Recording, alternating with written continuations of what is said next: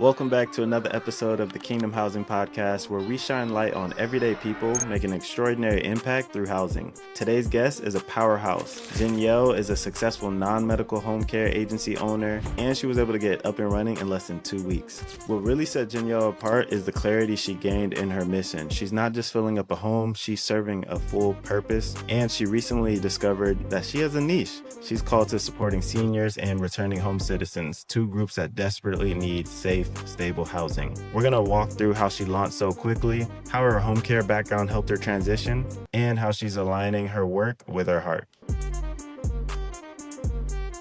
Jannyell, welcome to the show. How are you doing today? Hi, thank you for having me. Absolutely. You've been in the community for a while, rocking and rolling, so I'm excited to share your story with the world. So let's start at the beginning. What made you want to open up your independent living home in the first place? Yeah, so first of all, well, thank you for having me on your podcast. That's really exciting. For me to come on here and share my group home or shared transitional housing program journey. So I've been in the community since about May, the beginning of May of 2025. And I would have to say what made me start the group home or the shared transitional housing program journey, it has been a vision for about 10 years. Mm. So You said I 10 think for years? 10 years. Wow. Okay. Yeah. So I would say anybody who wants to do something like this or myself, I would say it would definitely be something that just didn't pop into my head yesterday. It's been a long vision of mine for about 10 years. In about 2016, I got the idea or the God vision to want to launch a group home or have a group home setting. So it's always been in the back of my mind.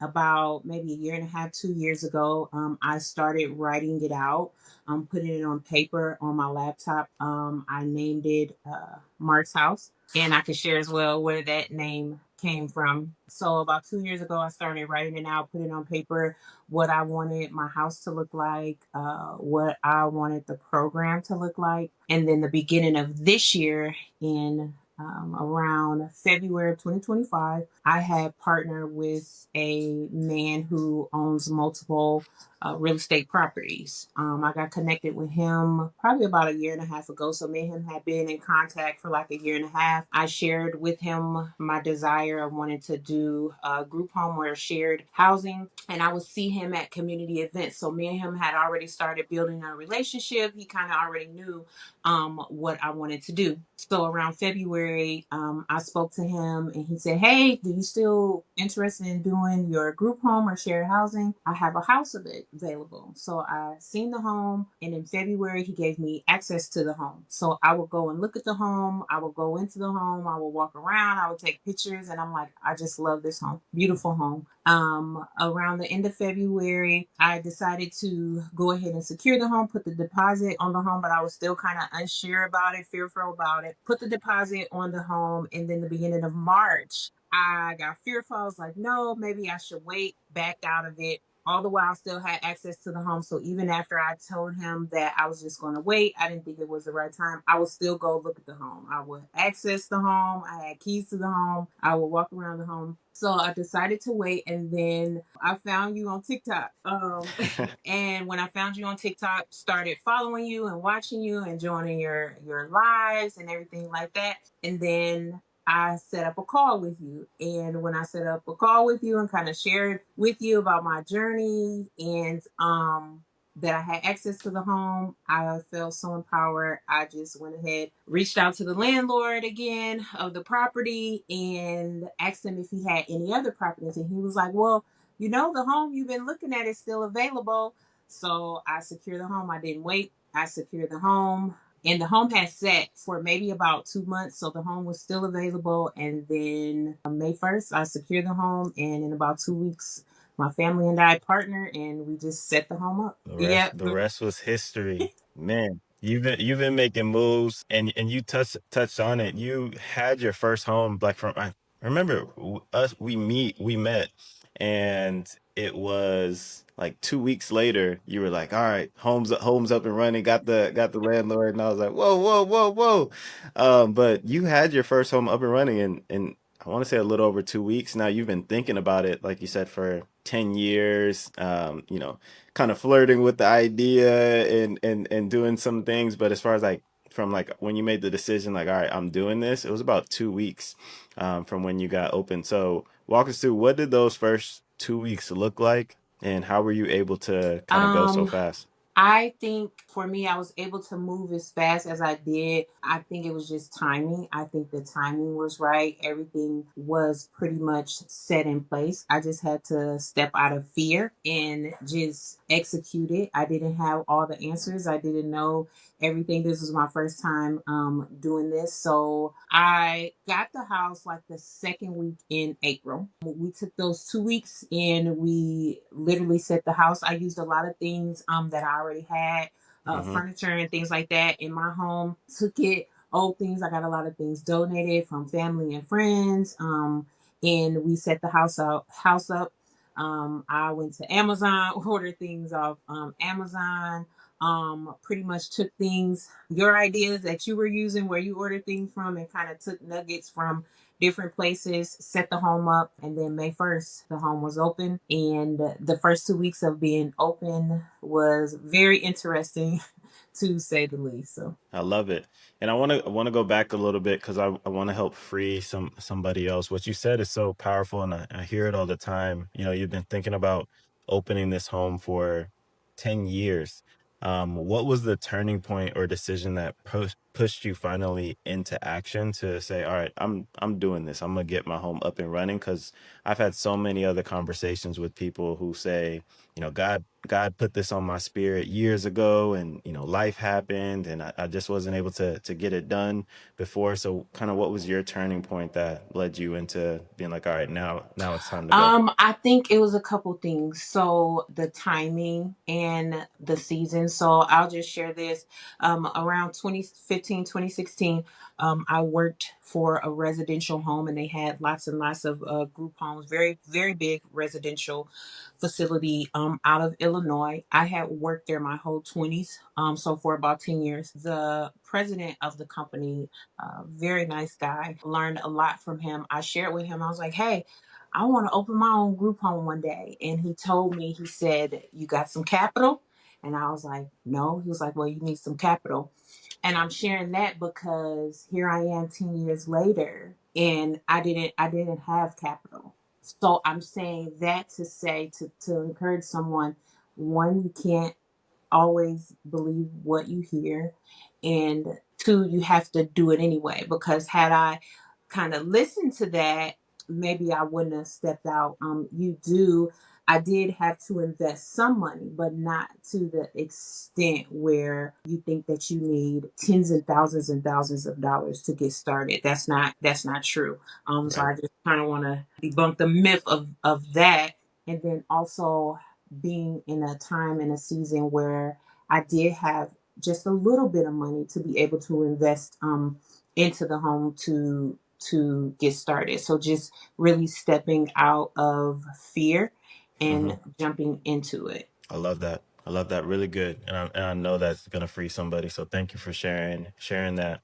Now you already run a non-medical home care agency, right? We've talked about that. How did that experience help you as it pertains to So starting up this housing business? that is correct. I own and operate a non-medical home care agency in the state of Indiana. And I would say operating and starting that business and having that business allow me having some leverage in my community, knowing people, getting different resources. I was able to start a new business. So they're not connected in any way, but it allowed me to be able to jump out and start my shared transitional housing business.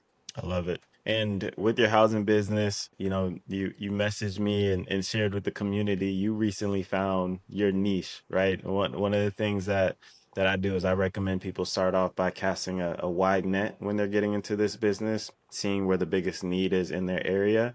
And you're like, hey, Terrence, I think I found my niche. Yeah. And it sounds like you're focusing on seniors and returning home citizens.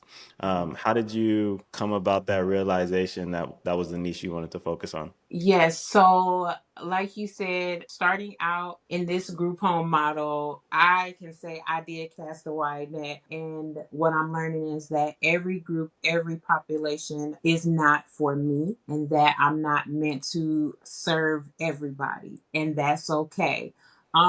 Starting out, I just pretty much kind of accepted anybody who would come along. And what I found out is that I started to have a high turnover of people moving in, and then having to ask people to leave and letting them know, like, hey, maybe Mark's house, the shared transitional housing program, is just not a good fit for you. And it was very disappointing and sad to have people move in and then have to ask them to leave. So I found in the beginning stages that individuals who are active in addiction and who are struggling with addiction have a hard time following the rules of my program, and also making it unsafe for other individuals in the home. I was kind of starting to get complaints from some of the other house members about certain individuals who were active in addiction. And I just started to learn that they were not a good fit for my program. So currently, right now, when I vet people, and I'm learning how to do that very well, and just kind of setting boundaries in my program, and learning and being okay and setting boundaries and knowing that, hey, Janelle, everybody is not for you. So when I vet and I do the interviews, I ask them, hey, are you active in addiction? Granted, some of them, may not be all the way honest. They may lie, but I tell them, hey, if you're active in addiction, you may not be a good fit for this program. Or even when individuals come that are coming straight from treatment facilities where they struggle with addiction, that lets me know maybe they're not a good fit when they're just only 2 weeks or 30 days clean. So that's one thing I'm learning, that people who are active in addiction, maybe my anointing and my skills are not a good fit to handle those kind of individuals. Now, reentry and elderly people, I'm learning like that is That's your sweet my spot. thing. Yeah. That's your sweet spot. If I were a betting man, I would say that you had an early sign. I remember that maybe reentry was gonna be for you. Yeah. Remember? Do you mind touching a little bit on, your experience with you had a judge literally start sending people your way Yeah. before you even had the home set up and ready to go. So can you touch on that a little bit? Yes. So actually, this individual, this situation, it just kind of fell into my lap. When I started my shared transitional housing program, I didn't go in, like I said, like you said, I casted a wide net. I didn't go into it particularly wanting to do individuals reentry or coming out of prison or jail or who are on the housing monitor. I got a referral from a friend of mine in my community, and he said, hey, I have an individual. He was at community corrections, but he ended up having to go to jail. He has to go before the judge. I think maybe you should come to his court date and talk to the judge. Maybe Mark's house, shared transitional housing program, would be a good fit for him. I'm like, okay. So he gave me his public defender's contact information. I emailed the public defender, sent them over flyers, sent them over Mark's House program and what we do and what we offer. Mind you, I have no idea what I'm doing, but I'm just winging it. I'm pretending like I'm knowing, what I'm doing. I like to call myself the housing program manager, so I present myself to them, and he responded to me, told me when the court date was, and went to court. He called me up, I talked to the judge, and the rest is history. The judge, not only did he release them the same day to my program, but he also sent me referrals. Let's go. That's amazing. And I do want to say this point too.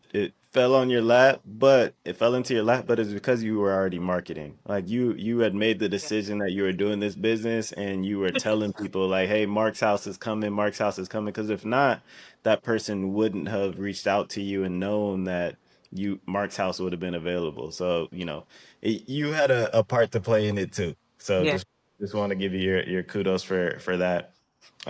What would you say has been, just I'll say challenging part of this journey so far in getting your home up and running? I would say the most challenging part would be finding my lane, finding who's for me, who's a good fit for the house, and just not being fearful. Just not being fearful because there's a lot of different things and hiccups that happen that will cause you to make you want to retreat. So, me just not being fearful and just learning every day. Every day, I am learning something new. I love that. And for the someone out there who may be having a difficult time with their home, getting it off the ground, how did you kind of overcome that, or how would you recommend someone overcome that? I would say don't believe everything that you hear and don't listen to people. I mentor people all the time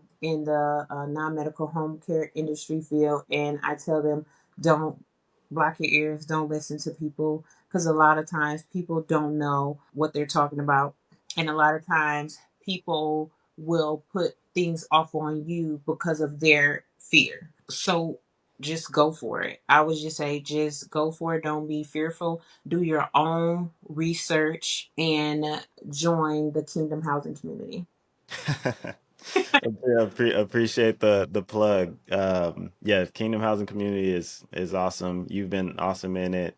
Yeah. People always are looking, seeing what you're doing. And I always say, but I would argue that we have the best community in the world when it comes to getting started in this business. What's been the most rewarding part?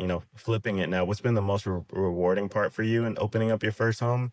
And are there any stories or moments that really confirmed you're on the right path? I would say the most rewarding part is serving my community. I get to do ministry. I get to serve my community. That is the most rewarding part. And I am building so many relationships in terms of property management companies, real estate. I could just go on just about the relationships that I'm building. So I would say serving and the relationship building that I am doing in the community, the relationships I'm building, and to have individuals who own lots and lots and lots of properties be able to trust me and say, yeah, whatever you want, whatever houses you want, we trust you.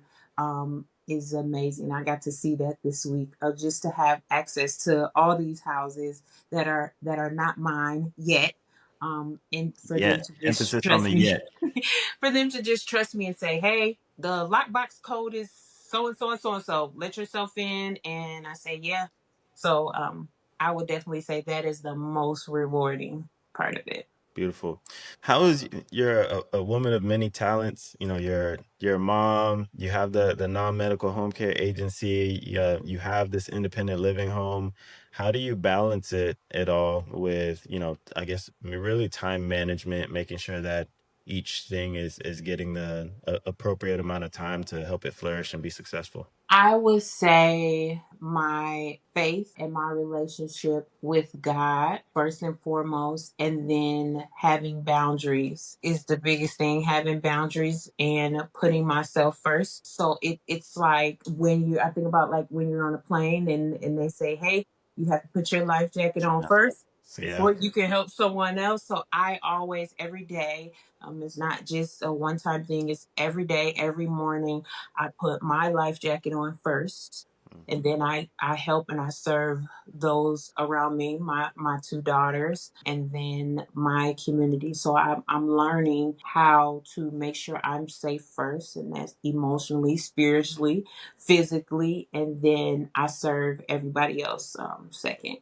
That's really well said. Really well said. You have to put your mask on first. My thing is, before I can communicate, hop on calls, anything. I take some time to myself, and for me, that is, reading the Bible, taking my walk with God, and then sometimes getting a workout into, and then it's like, all right, now I'm ready to pour out.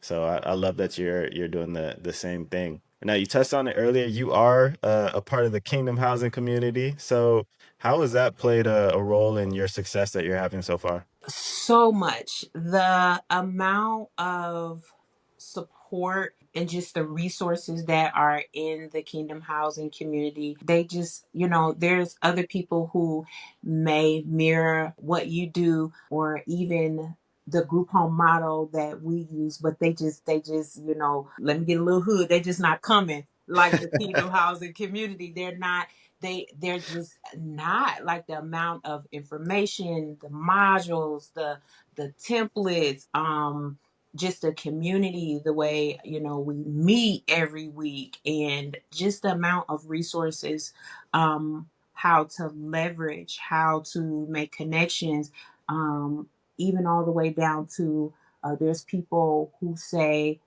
hey, I don't have good credit, even all the way down to credit rebuilding and funding, like the Kingdom Housing, like it's your one stop uh shop. It reminds me of, kind of like, if I can compare it to anything, like the, I remember when I was a kid, I would go to the swamp meet in California, and in there they had, you can get rims, you could get a piercing, you could get clothes, you get your nails done. It's everything that you need. The Kingdom Housing community is like the one stop shop. So I appreciate it. And the Kingdom Housing community got so good. He's, put good people in the community, so I really love that. It's not something to where starting this business and you hop in this community and then you're kind of just still alone. Like, no, like you said, we hop on calls, people share posts, and we're vulnerable too, because this business isn't all wins. It's great to talk about the wins, but it's not all wins. There's